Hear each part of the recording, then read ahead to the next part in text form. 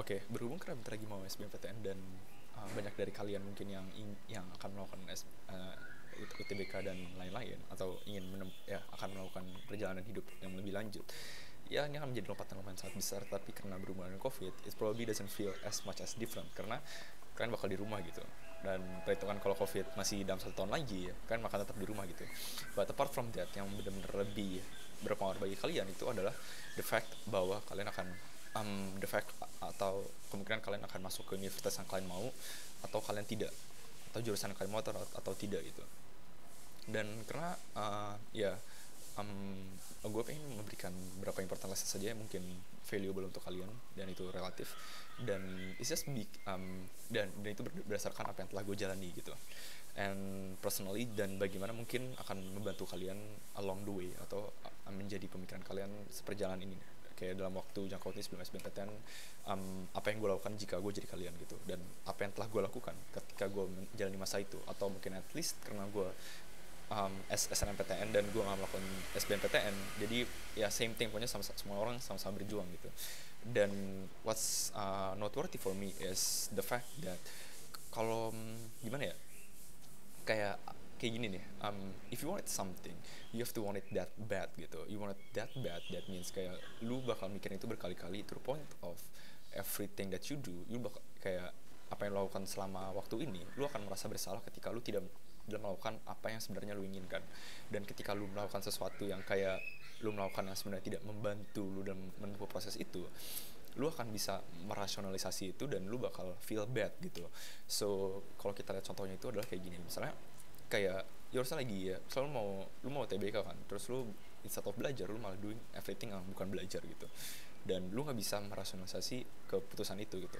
Beda sama lu main game gitu atau lu ngobrol sama orang, kayak gimana ya, beda distinctionnya itu adalah lu bisa merasionalisasi tindakan itu, kayak lu butuh refreshing atau lu telah worn out ketika lu belajar banyak dan lu butuh istirahat yang worthy, dan lu harus, dan to the point lu bisa function lagi gitu.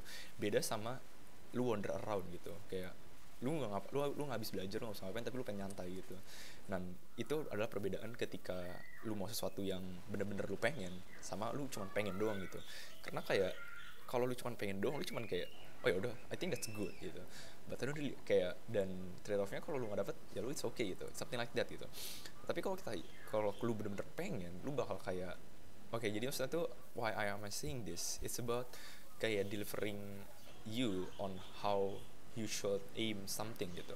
Karena for me ya apart itu, ini juga tergantung apakah kalian akan mempercayai gue sebagai reliable source of information atau motivation gitu. Ya apart yang notabene yang lebih besar dari gue adalah what I have achieved gitu. Kalau as if you found it astonishing, atau mungkin karena you percaya aja sama what I said, karena gue kelihatan kayak orang baik gitu, something like that gitu. Tapi ketika lu percaya apa sama omongan gue, you do at least try to rationalize everything I said gitu. Jangan, bukan kayak langsung nolak aja gitu, kayak apaan sih ini orang, kayak ini orang aja gak umurnya seumuran sama gue anjir, 19 tahun ngapain gue dengerin coba, something like that gitu. Tetapi kalau you at least try to listen dan mungkin try to see things from my point of view, you bakal bisa ngecerna disinformation gitu for your own good also. Karena kayak shit, ini lumayan blurry sih karena sebenarnya min gue agak gede, cuman kacamata gue kayak bengkok gitu anjir, it's dumb. Terus tuh kayak ketika lu pertama kayak the point of it here gitu is based on gimana ya, gini karena gini ya, gue ngegabungin ilmu yang telah gue dapatkan gitu ya, karena factually gue sekarang lagi running startup dan gue dapat beberapa ilmu dari situ. Salah satu prinsipnya itu adalah kayak bahasannya gitu, kayak apa yang gue pelajarin lu belajar dari someone else mistake gitu. Kayak one of it itu being kenapa kebanyakan startup itu gagal, karena mereka tuh bikin sesuatu yang gak ada yang orang inginkan, which means adalah dia nggak planning banyak waktu awalnya, and pas mereka udah jalan dan mereka selesai, ujung-ujung mereka gagal gitu. Nah, apa yang bisa diambil dari situ? Ambil dari situ adalah sebelum lu pengen nge-set goal lu harus mastiin kalau goal itu benar-benar matang dan itu benar-benar apa yang lu inginkan. Karena ketika itu udah jelas, lu bakal mempermudah nge-rationalize everything you do, dan lu bakal lebih happy gitu. Karena ketika lu analisa kayak mimpi lu atau every grain of thought yang pengen lu achieve, lu bakal lu bakal way more happier dan kayak lu cuman kayak oke gue pengen masuk oke gue pengen masuk FKUI dan that's it gitu. Oke gue pengen masuk FTI ITB gitu and that's it. Lu harus bisa kayak why do you want that gitu, kayak for the very least kayak misalnya ya gue pengen bantu orang gitu, dan atau mungkin karena gue punya banyak uang gitu. Terus kayak uangnya lu pengen lu apain gitu, misalnya lu pengen lebih spesifik lagi gitu, karena uangnya lu pengen beli ini atau bisa something like that gitu. And the point of it is itu lu bakal kayak percaya sama your dream itself, lu itu bakal bisa ngedeliver apa yang lu inginkan. Atau lu kalau mau lebih noble adalah lu pengen kayak gue pengen mengubah sesuatu dari sini, dari ilmu fakultas ini gitu, pengen ilmu dari jurusan ini gitu, gue pengen menjadi orang pertama yang melakukan ini gitu. Fine, if that's what you think could bring you happiness, then do it gitu. And because at the end of the day itu benar-benar pointnya gitu, kayak the point of what we do is to make us happy in a way. Karena kayak what's the point of kayak doing something that you're not happy gitu. Dan ya ini quite contradictory and kayak gimana ya, sometimes you just put in a position when you are forced to gitu, karena kayak banyak variabel yang tidak terhitungkan. It depends on where you live, with who you live, and resource yang lu punya pas itu gitu. Karena kayak misalnya gimana ya, how am I put this into simple words, gimana ya, karena gak fully keputusan lu buat itu adalah keputusan lu. I mean there's consequences of every decision, right? And lu nggak bisa as that selfish gitu. Say lu pengen masuk ini gitu, lu pengen masuk jurusan ini yang berkontradiksi sama keinginan orang tua lu gitu, atau lu pengen masuk jurusan ini atau universitas ini yang sebenarnya bayarannya itu orang tua lu nggak mampu, dan orang tua lu nggak mau itu, which leads lu untuk ngasih ke alternatif jurusan yang lain. And that part is where friction gets starts.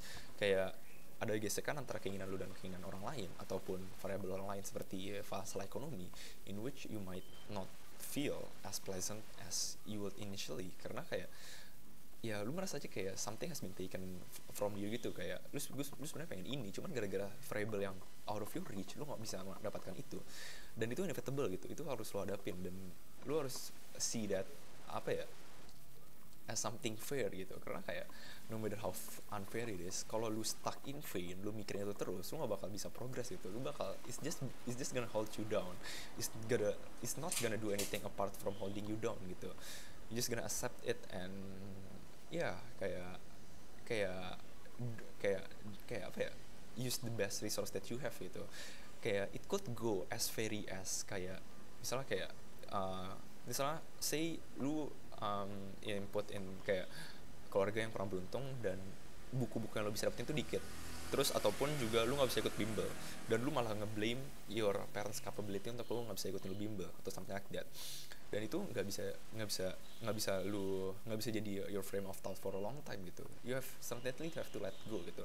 And these little things kalau menurut lu kayak terlalu terlambat, kayak misalnya sekarang udah beberapa bulan menuju SBMPTN dan lu belum nge-set apart your thoughts yang unfavorable kayak gitu, it's better now than too late gitu. Karena kayak the sooner you get fixed it, the sooner you will progress way much better gitu. Dan itu juga berhubung ketika tentang riset jurusan gitu. Karena it's just a shame kalau at the end of the day lu aimlessly naruh jurusan yang bisa dibilang gak terlalu tinggi, dan karena itu gak terlalu tinggi, terlalu tinggi as in rata-rata orang yang mau masuk itu banyak dan kuotanya kecil, dan lu nggak ngelihat meaning kayak apart from itu kayak keren atau something, terus lu nggak punya motivasi yang berat untuk bikin lu belajar, lu bakal jatuh ke pitfall, which means kayak oke, gue kayak gimana ya, kayak misalnya say this particular person itu gagal di jurusan itu dan dia himself emang gak terlalu belajar banyak gitu, karena dia cuman kayak okay, that seems cool, that seems rational, I want to be that person yang pakai alma mater itu dan orang tahu kalau masuk jurusan itu. It couldn't be as shallow as that gitu, karena that innovate itself itu bakal bikin apa ya, kayak false target atau something, kayak gimana ya, kayak lu bakal nyalain diri sendiri gitu. Karena dengan something tujuan yang se-shallow itu, dan lu tuh bisa bikin lu nggak masuk jurusan itu atau bikin resikonya itu lu gap year, itu bukan something acceptable untuk yang lu pikirin sekarang gitu. And the best way that you could tolerate yourself sorry ada motor. The best way that you could tolerate yourself is prepare it right now gitu. It's not too late gitu. Kayak lu masih bisa riset jurusan gitu. Lu hal masih bisa ngeliat prospeknya, lu masih bisa ngeliat kayak apa yang mereka lakukan gitu.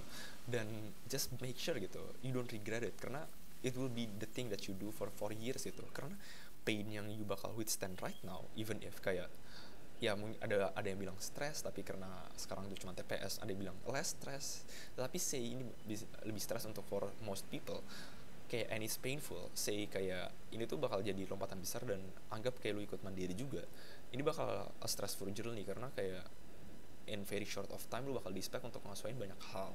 Dan sebenarnya ketika lu salah naro something that you favor di jurusan ini, dalam 4 tahun itu lu bakal ngerasain something more painful than meets the eye gitu, something yang lu kira kayak udah yang penting gue masuk, yang penting gue kuliah gitu. Tapi ketika kuliahnya lu gak enjoy, itu bakal jauh lebih painful daripada masa-masa ini gitu, daripada masa SBMPTN dan SIMAK dan mandiri lainnya gitu.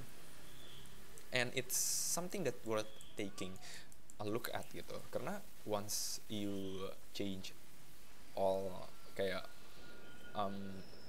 what you trying to achieve, kayak you bisa dapet clear meaning on it, dan lu bakal bisa you bakal bisa happily do the task even if it's heavy gitu.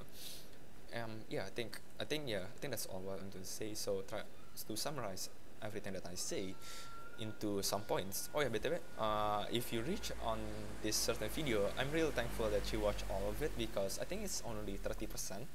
Like kalau dari 100 views itu cuma 30% nonton sampai akhir, and it's really fucking cool because I shouldn't swear and I didn't censor it. Karena kayak I don't know, karena I don't initially think my talk is that helpful, and I don't think it's even that engaging, tapi karena because of you guys, I think it certainly helps me a lot.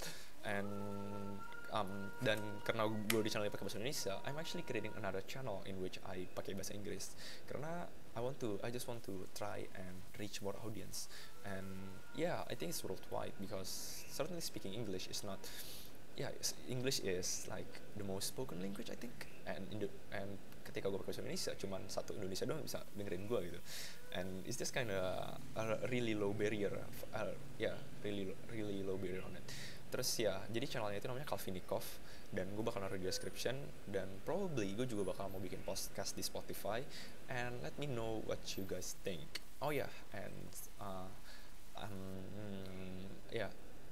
Another thing, you could kayak reach me out from IG BMSM, tapi recently gue gak terlalu aktif, gue udah neglect itu for like a month. And kalau lu pengen lebih cepat itunya, kayak misalnya kita we could talk about anything, kayak topik buat di podcast, atau personal opinion, atau mungkin you need help on certain subject, atau lu butuh words of motivation or things from my point of view, lu bisa reach me out on Instagram. It's basically my name, Raffi Amjad. And I think I'll drop that on the description. I think that's all. Thank you very much for listening. I hope I see you guys very soon. Thank you.